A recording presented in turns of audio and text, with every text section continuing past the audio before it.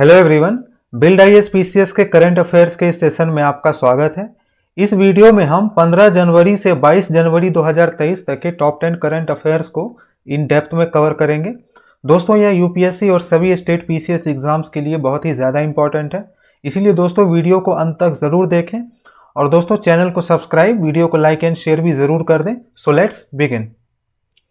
कांगेर घाटी राष्ट्रीय उद्यान में नारंगी रंग का चमगादड़ पाया गया है। यह उद्यान किस राज्य में स्थित है? आपके ऑप्शंस हैं मध्य प्रदेश, छत्तीसगढ़, उड़ीसा, झारखंड। इसका सही ऑप्शन है छत्तीसगढ़। चलिए अब इसकी डिटेल्स को देखते हैं। छत्तीसगढ़ के बस्तर में कांगेर घाटी राष्ट्रीय उद्यान के पड़ाली बोडल गांव में केले के बागान में पेंडेट बैट के नाम से जाने जाना वाला एक दुर्लभ नारंगी रंग का चमगादड़ देखा गया है। कांगेर घाटी राष्ट्रीय उद्यान को चमगादड़ों की विभिन्न प्रजातियों का घर कहा जाता है। भारत में यह चमगादड़ अब तक पश्चिमी घाट, केरल, महाराष्ट्र, उड़ीसा और छत्तीसगढ़ की कांगेर घाटी में देखा गया है। इस प्रजाति को वैश्विक स्तर पर विलुप्त प्राय की श्रेणी में रखा गया है। यह प्रजाति आमतौर पर बांग्लादेश, ब्रुनेई, बर्मा, कंबोडिया, चीन, Indonesia, Malaysia, Nepal, Sri Lanka, Thailand और वियतनाम में पाई जाती है। Next question. मैत्री परियोजना किन दो देशों के बीच की परियोजना है? आपके ऑप्शंस हैं भारत नेपाल, भारत भूटान, भारत बांग्लादेश, भारत श्रीलंका। इसका सही विकल्प है भारत बांग्लादेश। चलिए इसकी डिटेल्स को देखते हैं। भारत बांग्लादेश मैत्री पाइपलाइन के लिए ग्राउंड ब्रेकिंग समारोह सितंबर 2018 में आयोजित किया गया था। इस पाइपलाइन की क्षमता 1 मिलियन मीट्रिक टन प्रति वर्ष है और इसे भारत सरकार से अनुदान सहायता के तहत बनाया जा रहा है। यह ईंधन तेल उत्पादों को पश्चिम बंगाल राज्य में भारत के सिलीगुड़ी मार्केटिंग टर्मिनल से बांग्लादेश में निर्यात करने में सक्षम करेगा। 2021-22 में बांग्लादेश दक्षिण एशिया में भारत के लिए सबसे बड़ा व्यापार भागीदार और दुनिया भर में भारतीय निर्यात के लिए चौथा सबसे बड़ा गंतव्य बनकर उभरा है। नीति आयोग द्वारा जारी नवंबर 2022 के ओवरऑल परफॉर्मेंस के लिहाज से टॉप 5 आकांक्षी जिलों में सबसे अधिक जिले किस राज्य के हैं? आपके ऑप्शन हैं राजस्थान, उत्तर प्रदेश, बिहार, झारखंड। इसका सही विकल्प है झारखंड। चलिए इसकी डिटेल्स को देखते हैं। नीति आयोग ने हाल ही में नवंबर 2022 के लिए ओवरऑल परफॉर्मेंस के लिहाज से टॉप 5 एस्पिरेशनल डिस्ट्रिक्ट आकांक्षी जिलों के नामों की घोषणा की है। भारत सरकार ने वर्ष 2018 में नए भारत के विजन के साथ जनवरी 2018 में आकांक्षी जिलों का परिवर्तन पहल शुरू की थी, जिसके तहत ह्यूमन डेवलपमेंट इंडेक्स के तहत भारत की रैंकिंग में सुधार करने और नागरिकों के जीवन स्तर को ऊपर उठाने के उद्देश्य से किया गया था। टॉप 5 डिस्ट्रिक्ट की इस लिस्ट में झारखंड के 3 जिले लोहरदगा, हजारीबाग और बोकारो शामिल हैं। Next question.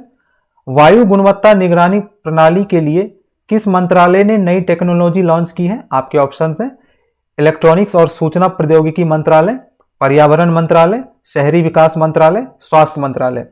इसका सही विकल्प है इलेक्ट्रॉनिक्स और सूचना प्रौद्योगिकी मंत्रालय। चलिए इसकी डिटेल्स को देखते हैं। इलेक्ट्रॉनिक्स और सूचना प्रौद्योगिकी मंत्रालय ने हाल ही में वायु गुणवत्ता निगरानी प्रणाली के लिए नई टेक्नोलॉजी लॉन्च की है। इस नए एयर क्वालिटी मॉनिटरिंग सिस्टम में टेक्नोलॉजी का विकास centre for development of advanced computing CDAC ने टेक्सामीन आईएसएम धनबाद के सहयोग से विकसित किया है। इस वायु गुणवत्ता निगरानी प्रणाली को जेएम इन्वायरोलैब प्राइवेट लिमिटेड को भी ट्रांसफर किया गया है, ताकि देश की विभिन्न खनन और सीमेंट उद्योगों के वायु गुणवत्ता निगरानी के लिए इसकी तैनाती की जा सके। Next question. विश्व आर्थिक मंच की वार्षिक बैठक कहाँ आयोजित की जा रही है? आपके ऑप्शंस हैं ब्राजील, लाओस, स्विट्जरलैंड, अमेरिका। इसका सही विकल्प है स्विट्जरलैंड। चलिए इसकी डिटेल्स को देखते हैं। विश्व आर्थिक मंच की वार्षिक बैठक दावोस, स्विट्जरलैंड के स्विस रिजॉर्ट में आयोजित की जा रही है। यह बैठक कॉरपोरेशन इन अ फ्रेगमेंटेड वर्ल्ड थीम पर आधारित है। इस बैठक में G20 और G7 देशों सहित 130 देशों के 2700 से अधिक नेता शामिल हो रहे हैं। यह फोरम वैश्विक चुनौतियों और प्राथमिकताओं पर प्रभावी चर्चा के लिए विभिन्न देशों के प्रमुखों और बिजनेसमैन को एक मंच प्रदान कर रहा है। वर्ल्ड इकोनॉमिक फोरम की स्थापना 1971 के जर्मन अर्थशास्त्री क्लॉस श्वाब द्वारा की गई थी। Next question. Kalashnikov AK-203 assault rifle का उत्पादन भारत में कहां किया जाएगा? आपके ऑप्शंस हैं अमेठी, मेरठ, वाराणसी, लखनऊ।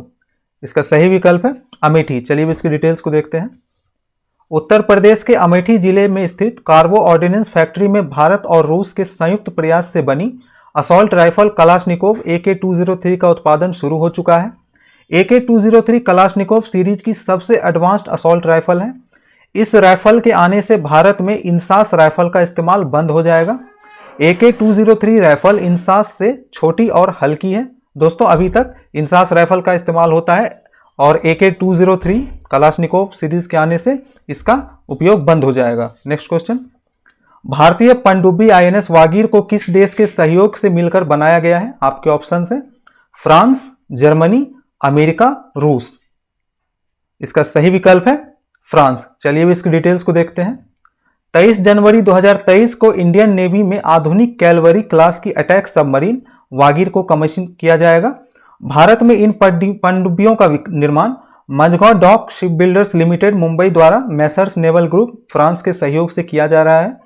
कलवरी श्रेणी की 4 पनडुब्बियों को पहले ही भारतीय नौसेना में शामिल किया जा चुका है।